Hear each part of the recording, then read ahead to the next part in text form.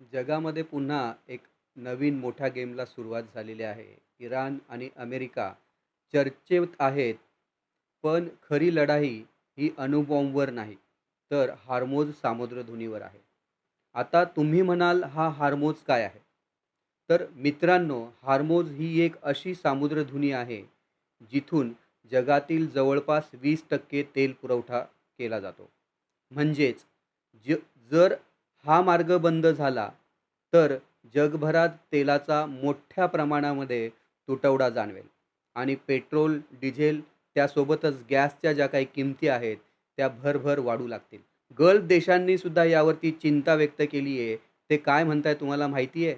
त्यांचं म्हणणं असं आहे, की अमेरिका आणि इराणच्या चर्चेत आता मिसाईल, ड्रोन हल्ले, दहशतवादी गट यावर कमी चर्चा होते आहे आणि फक्त हार्मोज खुला ठेवा, तेल चालू ठेवा यावरच भर दिला जातो आहे.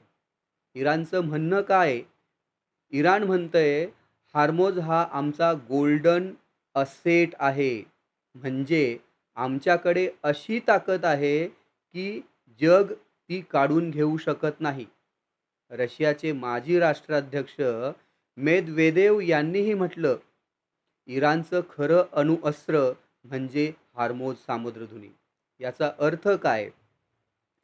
इराण बंदूक न चालवता सुद्धा जगाच्या अर्थव्यवस्थेला हादरा देऊ शकतं. भारतासाठी हे का महत्त्वाचं आहे?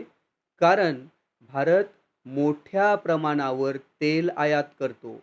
भारत मोठ्या प्रमाणावर गॅसही आयात करतो.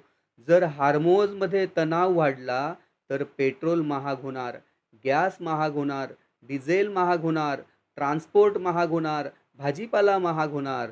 थोडक्यातच महागाई, सर्व वस्तू या महाग होऊ लागतील. म्हणून आता प्रश्न एकच, की ही चर्चा शांतता आणेल की फक्त तेलामध्ये तडजोड होईल? तुम्हाला काय वाटतं? इराण वरचढ ठरेल की अमेरिका? कमेंटमध्ये नक्की कळवा. अशाच नवनवीन माहितीसाठी आमच्या चॅनलला सबस्क्राईब करा, व्हिडिओला लाईक करा. भेटूया नवीन विषयासह नवीन व्हिडिओमध्ये. तोपर्यंत धन्यवाद.